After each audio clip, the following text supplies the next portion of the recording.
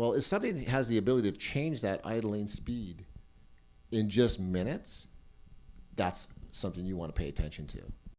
So what we did with the Aries Tech, was just the simple test was to,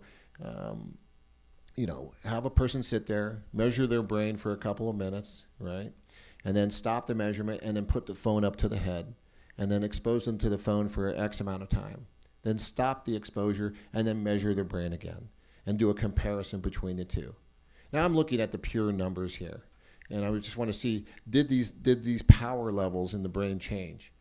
And in almost every test we've done, the power levels have changed. And what's that's fascinating to me, because the EEG, or the electroencephalograph, when we're measuring the brain, is very stable.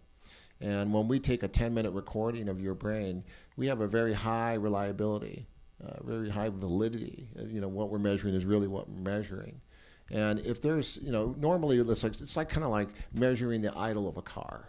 You start it up, you listen to that idle. Barring anything else wrong with the car, you're going to get a certain kind of idle, right? Well, if something has the ability to change that idling speed in just minutes, that's something you want to pay attention to. And that got my attention. But we're definitely seeing changes in the brain that are not by accident. It's not by error. We're also seeing change in the heart.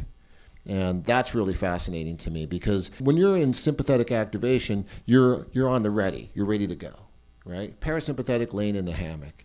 And we're seeing changes in the autonomic nervous system in minutes when a person is exposed to EMF. And then when they get Aries Tech, all of a sudden that shifts and changes, again, in minutes. Now, normally when you get sympathetically activated, you don't come down that easy. Right? Fight or flight just doesn't go away. And physiologically, when you start to measure that in the blood, you're going to see, those chemicals in the blood just don't magically go away quickly. It takes a little bit of time for them to burn off. And when we start to see stuff in minutes like that, then something else is happening. And, that reminds me of just biology rests on the foundation of energy. Change the energy, you change the biology. The way you think, that can manifest in different things, right? And so I think that is something we need to pay attention to here.